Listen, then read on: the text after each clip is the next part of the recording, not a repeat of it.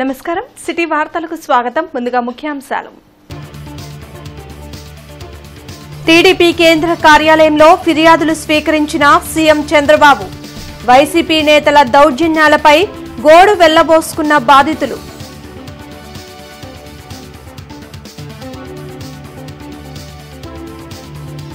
బీసీలకు అండగా కూటమి ప్రభుత్వం నిలుస్తుంది అన్ని వర్గాల సంక్షేమం దిశగా చేతి వృత్తుల్ని ప్రోత్సహిస్తామన్న మంత్రి సవిత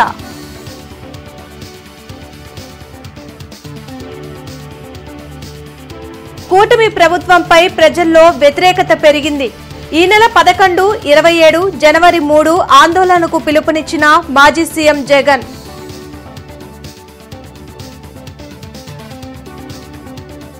జగన్ అవినీతిని మాత్రమే ప్రశ్నిస్తాను వ్యక్తిగత విషయాలు మాట్లాడితే వైసీపీ నేతలు అడుగు బయట పెట్టలేరు పీసీసీ చీఫ్ షర్మిల వ్యాఖ్యలు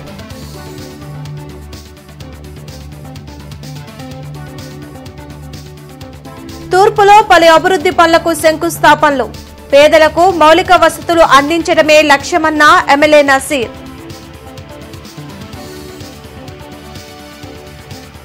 మంగళగిరిలోని టీడీపీ కేంద్ర కార్యాలయంలో ప్రజల నుండి వినతుల్ని ముఖ్యమంత్రి చంద్రబాబు స్వీకరించారు. వివిధ ప్రాంతాల నుంచి వచ్చిన ప్రజలు తమ సమస్యలను పరిష్కరించాలని సీఎంను కోరారు. గత ప్రభుత్వంలో వైసీపీ నేతల దుర్మార్గాలు, దురాగతాలపై బాధితులు తమ గోడును మొరపెట్టుకున్నారు.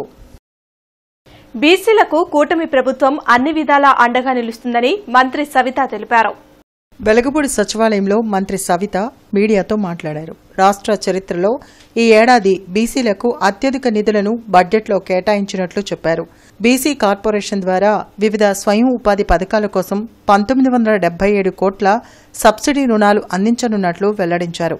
26 జిల్లాల్లో డీఎస్సీ ఉచిత కోచింగ్ కేంద్రాలు ఏర్పాటు చేశామన్న ఆమె త్వరలోనే సివిల్ సర్వీస్ కోచింగ్ సెంటర్లను ప్రారంభించనున్నట్లు చెప్పారు. ప్రతి ఇంటి నుంచి ఒక వ్యాపారవేత్తను తయారు చేయాలనే లక్ష్యంతో CM Chandrababu MSME BC corporation ద్వారా యూనిట్లను ఏర్పాటు చేస్తున్నట్లు మంత్రి సవిత తెలిపారు.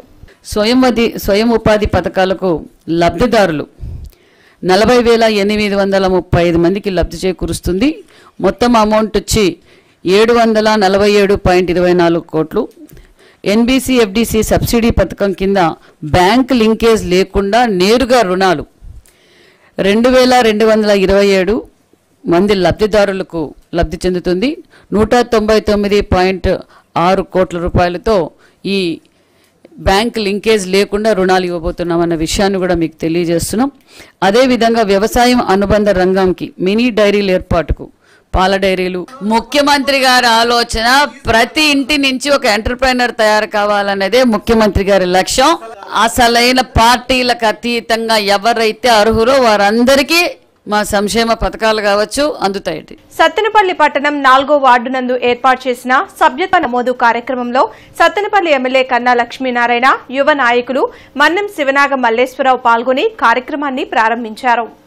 ప్రతి ఒక్కరూ 100 రూపాయలతో తెలుగుదేశం పార్టీ సభ్యత్వం తీసుకోండి. 5 లక్షల వరకు ప్రమాద బీమా, కుటుంబ సభ్యులకు విద్య, ఉద్యోగ, వైద్య సహాయం అందుతుందని అన్నారు. దేశంలో ఏ ఒక్క రాజకీయ పార్టీ చేయని విధంగా కార్యకర్తల సంక్షేమం కోసం కోట్లాది రూపాయలు ఖర్చు చేసిన ఘనచరిత్ర మన తెలుగుదేశం పార్టీదని కన్నా లక్ష్మీనారాయణ, మన్నం శివనాగ మల్లేశ్వరరావు తెలిపారు. సభ్యత్వం తీసుకోండి, టీడీపీ కార్యకర్తను అని ఘనంగా చాటండి అని తెలిపారు. ఈ రాష్ట్రాన్ని 5 సంవత్సరాలు పరిపాలించి ఈ రాష్ట్రాన్ని సర్వనాశనం చేసినటువంటి ముద్ర జగన్మోహన్ రెడ్డి మీద ఉంది.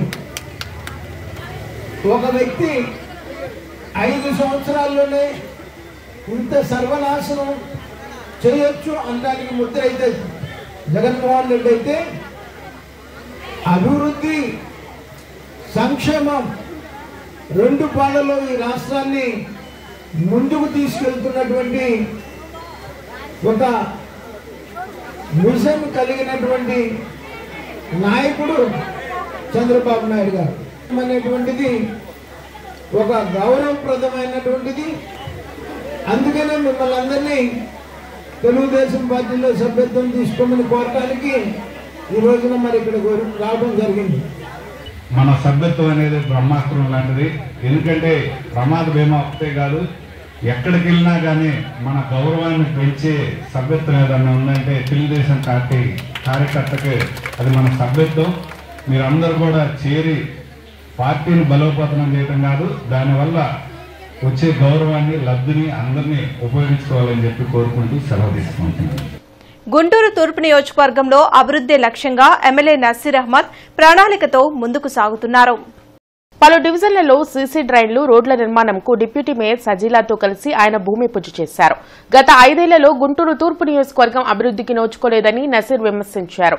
కూటమి ప్రభుత్వం అధికారంలోకి వచ్చాక ఇప్పటి వరకు 8 కోట్ల రూపాయల పనులు చేపట్టినట్లు వివరించారు. పేదల ప్రాంతాల్లో మౌలిక వసతులు కల్పించనున్నట్లు చెప్పారు.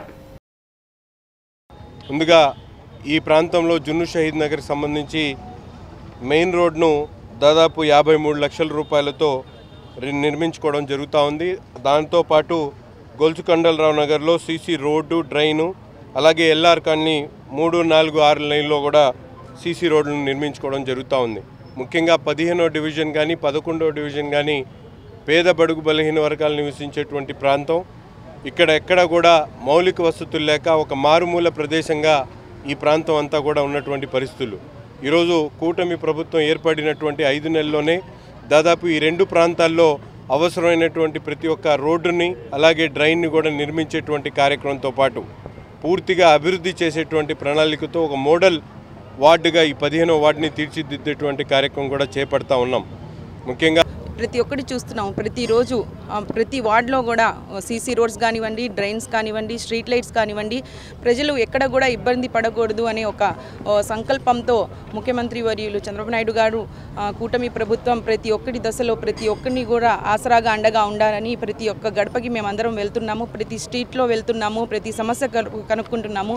వెనుకబడిన కులాలకి మరియు ప్రత్యేకంగా ప్రతి ఒక్క దశలో ముందుకు వెళ్తున్నామని ఈ సందర్భంగా తెలియజేస్తున్నాను. అలాగే ఎలాగైతే సంక్షేమంతో పాటు డెవలప్మెంట్ కూడా జరుగుతుంది అని ప్రతి ఒక్కరు చక్కగా చెప్తున్నారు. కాబట్టి ఈ యొక్క కూటమి ప్రభుత్వంలో రానున్న 5 సంవత్సరాల్లో ఇటు సంక్షేమంతో పాటు డెవలప్మెంట్తో పాటు ముందుకు వెళ్తామని తెలియజేస్తూ ప్రతి ఒక్కరు కూడా చంద్రబాబు నాయుడు గారిని ఆశీర్వదిస్తున్నారు. అంతర్రాష్ట్ర బైకుల దొంగను అరెస్టు చేసి 13 మోటార్ సైకిళ్లను నగరంపాలెం పోలీసులు స్వాధీనం చేసుకున్నారు. చిలకలూరుపేట జాలయ్య కాలనీకి చెందిన వల్లెపు సత్యదాస్ గత కొంతకాలంగా చెడు వ్యసనాలకు బానిసై వివిధ ప్రాంతాల్లో బైకులను దొంగిలించి అమ్ముతున్నాడు.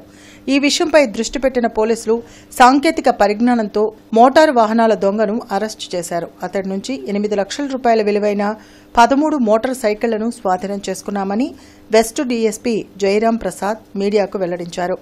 బైకు యజమానులు సెంట్రల్ లాక్ వేసి జీపీఎస్ను అమర్చుకుంటే దొంగతనాలను అరికట్టవచ్చని ఆయన సూచించారు. ఈ కేసులో ప్రతిభ కనబర్చిన పోలీసు సిబ్బందిని ఆయన అభినందించారు. వల్లేపు సత్యదాసు 22 ఇయర్స్ అండి. ఇతని జాలయ్య కాలనీ, చిలకలూరుపేట టౌన్. అతను థెఫ్ట్ చేసిన బైక్ తీసుకుంటే వినుకొండ పిఎస్లో, చిలకలూరుపేట పిఎస్లో, నకరికల్లు, సత్తెనపల్లి రూరల్, మన జిల్లా పరంగా నల్లపాడు, పాతగుంటూరు, నగరంపాలెం, అరండాల్పేట ఇలా వివిధ పోలీస్ స్టేషన్ పరిధిలో ఉన్న బైక్స్, ముఖ్యంగా ఎన్ఫీల్డ్ బైక్స్ మనం ఇప్పుడు రికవర్ చేసిన వాటిలో ఒక 4 ఎన్ఫీల్డ్ బైక్స్ ఉన్నాయి. ఈ గ్లామర్ బైక్స్ ఒక 4 ఉన్నాయి. ఒక డిఫరెంట్ స్కూటీస్ లాంటివంటి సుజుకి యాక్సెస్, యూనికార్న్ బైక్స్, ఇలాగా డిఫరెంట్ ఒక 13 బైక్స్ ఇతని నుంచి రికవర్ చేయడం జరిగింది.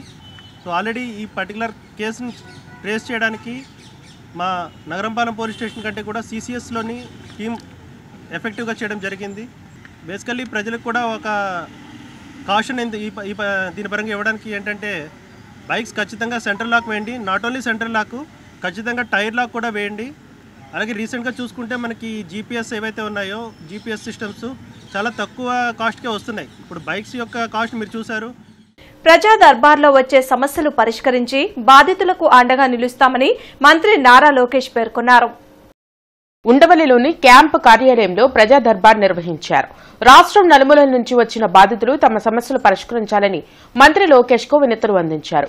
గత ప్రభుత్వంలో వైసీపీ నాయకులు దౌర్జన్యాలు, ఉపాధి, ఉద్యోగ అవకాశాల కల్పన, అనారోగ్య సమస్యలకు చేయూత అందించాలంటూ వినతులు అందాయి.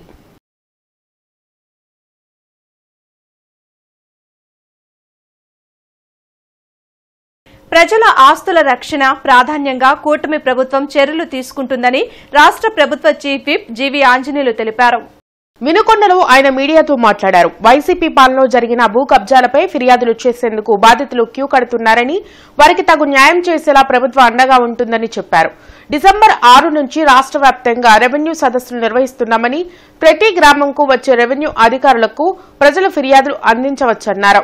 అందుకే దురాక్రమణలు, రౌడీజాలు, గూండాయిజం మీద ఉక్కుపాదం పెట్టింది తెలుగుదేశం ప్రభుత్వం. గంజాయి గుట్కాల మీద ఉక్కుపాదం పెట్టింది ఎన్డీఏ ప్రభుత్వం. దీన్ని చంద్రబాబు గారికి హృదయపూర్వక ధన్యవాదాలు తెలియజేస్తున్నాం. ఎక్కడండి జగనన్న కాలనీలు? ఏంటి 28 లక్షల మందికి ఇచ్చామని చెప్పారు. ఎక్కడిచ్చారు? అందులో 9,20,000 మంది బినామీలు. అంటే వైఎస్ఆర్ పార్టీ కార్యకర్తలు, వైఎస్ఆర్ పార్టీ నాయకులు వాళ్ళ బినామీలు పెట్టుకొని దోచుకుంటారా? ఈరోజు జగనన్న కాలనీలు అన్నారు, ఊళ్ళు కడతామన్నారు. ఊళ్ళు కాదు కదా, అసలు ఇల్లు ఎక్కడ కట్టారు మీరు? ఇల్లు కాదు, కనీసం ఒక బోర్ వేశారు ఎక్కడన్నా? జగనన్న కాలనీల పేరుతో భూదందాలు చేశారు, వేల కోట్ల రూపాయలు దోచుకున్నారు. కానీ పేదోడికి ఎక్కడ న్యాయం చేసింది వైఎస్ఆర్ పాలనలో ఆ ప్రభుత్వం? నేను అడుగుతున్నా. జగనన్న కాలనీ పేరుతో దోపిడీ జరిగింది, దుర్మార్గాలు జరిగినాయి, బినామీల పేరుతో ప్లాట్లు తీసుకున్నారు. ఎంత దుర్మార్గం! ల్యాండ్ ప్రొక్యూర్మెంట్లో, ల్యాండ్ కొనుగోలులో 10 లక్షల దాన్ని 30 లక్షలు రాసుకున్నారు, 5 లక్షల దాన్ని 15 లక్షలు రాసుకున్నారు ఎకరం. ఏంటి దోపిడీ కాదా? మళ్ళీ ల్యాండ్ డెవలప్మెంట్ అని చెప్పేసి ఎన్ఆర్ఈజీఎస్లో వేల కోట్లు దోచుకున్నారు. కూటమి ప్రభుత్వంపై ప్రజల్లో వ్యతిరేకత పెరిగిందని మాజీ సీఎం జగన్ అన్నారు. తాడేపల్లిలోని క్యాంప్ కార్యాలయంలో వైసీపీ నాయకులతో ఆ పార్టీ అధ్యక్షులు వైఎస్ జగన్ సమావేశం నిర్వహించారు. ప్రజలు ఎదుర్కొంటున్న సమస్యలపై విస్తృతంగా చర్చించారు. సూపర్ 6 లేదు, 7 లేదు, ఎక్కడికక్కడ ప్రభుత్వాన్ని ప్రశ్నించే పరిస్థితి వచ్చిందని చెప్పారు. రాష్ట్రం అంతటా భయాందోళన పరిస్థితులు నెలకొన్నాయని, ఎవరు నిరసన వ్యక్తం చేసినా తప్పుడు కేసులు పెట్టి వేధిస్తున్నారని ధ్వజమెత్తారు. ప్రజా సమస్యలపై పోరుబాటను ప్రకటించారు. డిసెంబర్ 11న రైతుల సమస్యలపై ర్యాలీ నిర్వహించి కలెక్టర్లకు వినతి పత్రాలు ఇవ్వాలన్నారు. డిసెంబర్ 27న పెంచిన విద్యుత్ ఛార్జీలకు వ్యతిరేకంగా నిరసనలు నిర్వహించాలని పిలుపునిచ్చారు. అలాగే జనవరి 3న ఫీజు రీయింబర్స్మెంట్పై పోరుబాట చేపట్టాలన్నారు. 3 ప్రోగ్రాములు డిసెంబర్ 11వ తారీఖున, డిసెంబర్ 27వ తారీఖున, జనవరి 3వ తారీఖున రైతులకు సంబంధించి, పెంచిన కరెంటు ఛార్జీలకు సంబంధించి, పిల్లలకు సంబంధించిన ఫీజు రీయింబర్స్మెంట్ బకాయిలకు సంబంధించి 3 ఇష్యూస్ మీద వైఎస్ఆర్సీపీ గలం విప్పుతా ఉంది. గట్టిగా ఉద్యమ బాట పట్టే కార్యక్రమం చేస్తుంది. ఆదానితో జగన్ చేసుకున్న సెక్కి ఒప్పందాన్ని రద్దు చేసేందుకు సీఎం చంద్రబాబు ఎందుకు వెనకడుగు వేస్తున్నారని ఏపీ పీసీసీ చీఫ్ షర్మిల ప్రశ్నించారు. విజయవాడలో షర్మిల మీడియాతో మాట్లాడుతూ జగన్ ముడుపుల వ్యవహారంపై ఏసీబీకి ఫిర్యాదు చేయనున్నట్లు తెలిపారు. తాను కూడా పర్సనల్ విషయాలు మాట్లాడితే జగన్ అడుగు కూడా బయట పెట్టరని చెప్పారు. తాను జగన్ అవినీతి, నిర్లక్ష్యాన్ని మాత్రమే ప్రశ్నిస్తున్నట్లు షర్మిల వివరించారు. కూటమి ప్రభుత్వం అధికారంలోకి వచ్చిన 6 నెలలు గడుస్తుందని, ఇచ్చిన సూపర్ 6 హామీలు ఎక్కడా అని నిలదీశారు. భయపడ్డారు. అదాని అన్న పేరు మాట్లాడడానికే మీకు అంత భయం అయితే ఇక మీరు ఏ చర్య అయినా ఎలా తీసుకుంటారు ముఖ్యమంత్రి గారు అని అడుగుతున్నాం. అప్పటి ముఖ్యమంత్రి జగన్మోహన్ రెడ్డి గారు అయితే నా పేరు ఎక్కడైనా ఉందా, జగన్మోహన్ రెడ్డి అన్న పేరు ఎక్కడైనా ఉందా, లేక ఎవరైనా మీకు ఫోన్ చేసి చెప్పారా జగన్మోహన్ రెడ్డి కింద డబ్బిచ్చాము అని అతి తెలివిగా మాట్లాడారు. దీన్ని అతి తెలివి అనుకుంటున్నారో అప్పుడు ముఖ్యమంత్రిగా ఎవరున్నారో 2021లో అందరికీ తెలుసు, మీకు కూడా తెలుసు.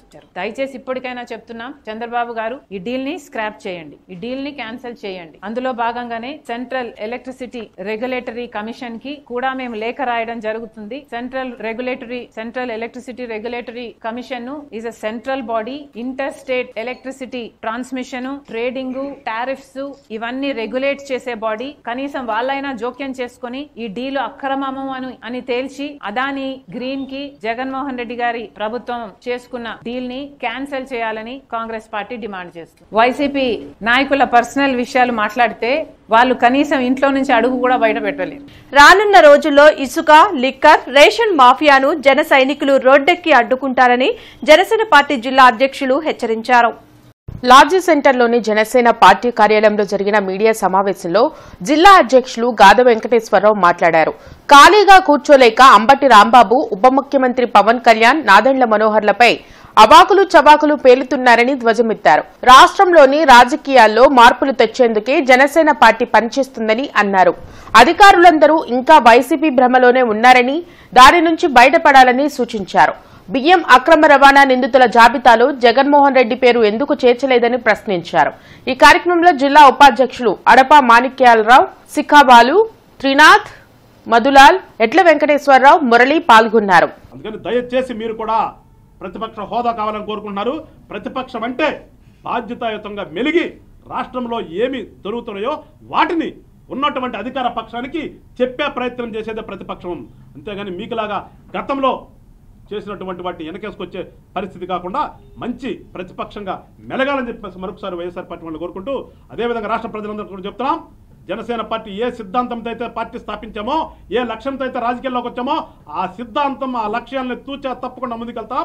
ఖచ్చితంగా జరుగుతున్నటువంటి బియ్యం దందా కానీ, ఇసుక దందా కానీ, లేదు లిక్కర్ దందాలు కానీ అవసరమైతే జనసేన సైనికులే రోడ్డు మీదకి వచ్చి వాటినన్నింటిని కూడా ఆపే ప్రయత్నం చేస్తాము. మీరందరూ కూడా జనసేన పార్టీని ఆశీర్వదించండి అని చెప్పేసి మరొకసారి ప్రజలందరినీ కోరుకుంటూ, సత్తెనపల్లి పట్టణం తాలూకా సెంటర్ వద్ద ఉమ్మడి ఆంధ్రప్రదేశ్ మాజీ ముఖ్యమంత్రి వర్యులు, తమిళనాడు మాజీ గవర్నర్ కొణిజేటి రోసయ్య వర్ధంతి సందర్భంగా ఆయన విగ్రహానికి సత్తెనపల్లి ఎమ్మెల్యే కన్నా లక్ష్మీనారాయణ ఘన నివాళులర్పించారు.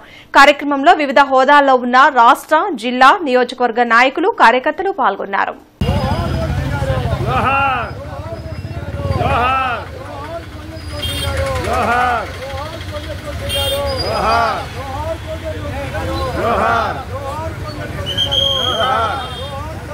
ఎస్వీ యూనివర్సిటీ దళిత ప్రొఫెసర్ చెంగయ్యపై దాడికి పాల్పడిన మతోన్మాదుల్ని అరెస్టు చేయాలంటూ దళిత సంఘాలు ధర్నా నిర్వహించారు. లాడ్జీ సెంటర్లోని డాక్టర్ బిఆర్ అంబేద్కర్ విగ్రహం ఎదుట బహుజన సమాజ్ పార్టీ, ప్రజా, దళిత సంఘాల ఆధ్వర్యంలో జరిగింది. ఈ సందర్భంగా దళిత సంఘాల నాయకులు కొండలు, భగత్ సింగ్, వైకే మీడియాతో మాట్లాడారు. బీజేపీ అధికారంలోకి వచ్చిన తర్వాత మతోన్మాదం పెరిగిపోయిందని మండిపడ్డారు. దళిత ప్రొఫెసర్ చెంగయ్యపై దాడి చేయడం దారుణమని అన్నారు. తక్షణమే దాడి చేసిన మతోన్మాదులను అరెస్టు చేయాలని డిమాండ్ చేశారు. ఈ కార్యక్రమంలో వీసీకే పార్టీ రాష్ట్ర మహిళా అధ్యక్షురాలు జయసుధ, బహుజన సమాజ్ పార్టీ జిల్లా ఇన్ఛార్జి గూడవల్లి మణికుమారి, శృంగారపాటి బాబురావు, శ్యామ్, సముద్రాల చిన్నకోటేశ్వరరావు, వాసు, మంచాల జోసఫ్ తదితరులు పాల్గొన్నారు. బహుజనులైన బీసీ, ఎస్సీ, ఎస్టీల మీద అధికంగా జరుగుతున్నాయి. దీనికి నైతికంగా బాధ్యతలు వహిస్తూ ఎవరైతే పాలకులు ఉన్నారో, ఈ మతోన్మాదులను ఎవరైతే ఉన్నారో వారిని తక్షణం అరెస్ట్ చేయాలని చెప్పేసి మేము బహుజన్ సమాజ్ పార్టీ తరఫున డిమాండ్ చేస్తున్నాం. ఎక్కడైతే నోరు మెరిపేటువంటి వాళ్ళు ఉన్నారో వాళ్ళందరి మీద కూడా దాడులు చేస్తూ ఉన్నారు. ఇటువంటి పరిస్థితి కొనసాగితే దళితులు, మైనార్టీలు, బీసీలు చూస్తూ ఊరుకోరని ఒక హెచ్చరిక కూడా చేస్తూ ఉన్నాం. నువ్వు ఏ సంస్కృతిని ప్రవేశపెడుతున్నావు, ఏ మార్గాన్ని అనుసరించమని ప్రజలకు బోధిస్తున్నావో చెప్పు, జాగ్రత్త. ఒకసారి కనుక బలహీన వర్గాలు అందరూ కూడా ఏకమైతే మీ పరిస్థితి ఏమవుద్దో మీరు అర్థం చేసుకోవాలా.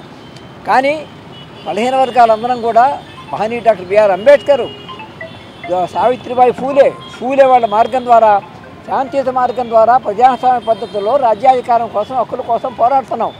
కూటమి ప్రభుత్వం అధికారంలోకి వచ్చి 6 నెలలు అవుతున్నా కార్మికుల గురించి పట్టించుకునే నాదుడే లేడని ఏఐటీయూసీ నాయకులు ధ్వజమెత్తారు.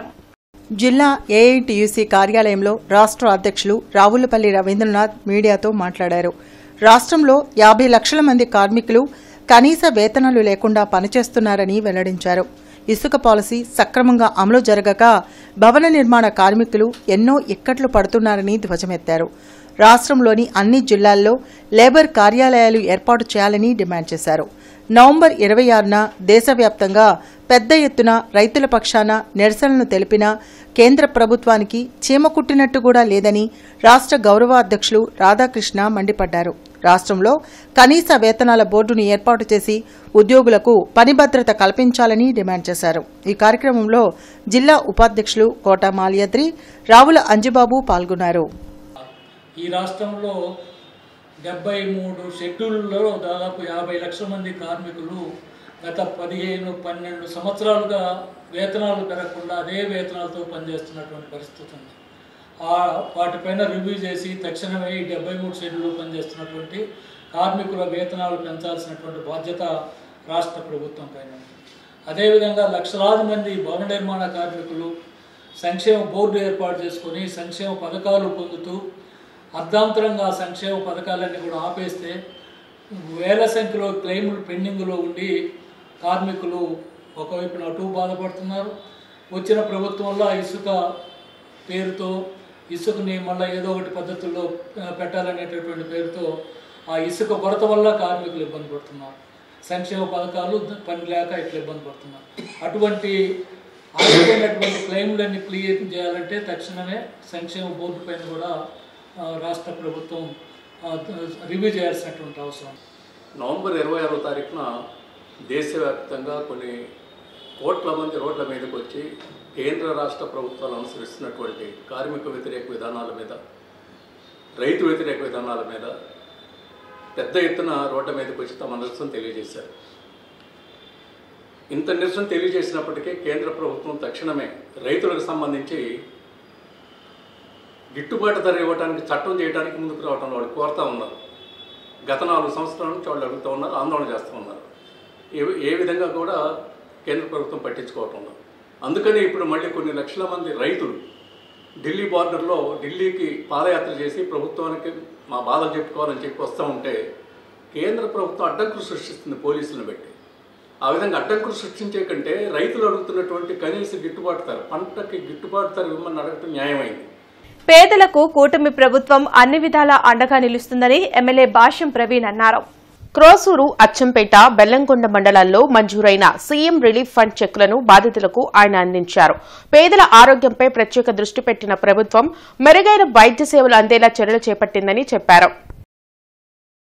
ఉమ్మడి ఆంధ్రప్రదేశ్ ముఖ్యమంత్రి వర్యులు కర్ణాటక మరియు తమిళనాడు మాజీ గవర్నర్ కొణిజేటి రోసయ్య వర్ధంతి సందర్భంగా 35వ డివిజన్ కార్పొరేటర్ ఈరంటి వరప్రసాద్ బాబు ఆధ్వర్యంలో పట్టాభిపురంలో రోసయ్య చిత్రపటానికి Andhra Pradesh technology services chairman Mannava Mohan Krishna పూలమాలలు వేసి నివాళులర్పించారు.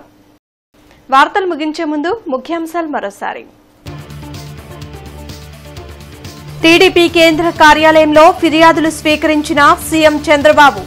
వైసీపీ నేతల దౌర్జన్యాలపై గోడు వెళ్లబోసుకున్న బాధితులు.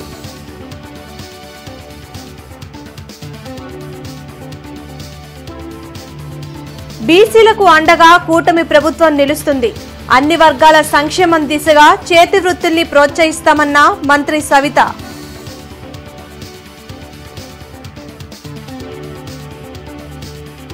కూటమి ప్రభుత్వంపై ప్రజల్లో వ్యతిరేకత పెరిగింది. ఈ నెల 11, 27, జనవరి 3 ఆందోళనకు పిలుపునిచ్చిన మాజీ సీఎం జగన్.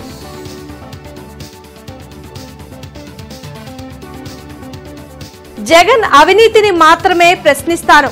వ్యక్తిగత విషయాలు మాట్లాడితే వైసీపీ నేతలు అడుగు బయట పెట్టలేరు. పీసీసీ చీఫ్ షర్మిల వ్యాఖ్యలు.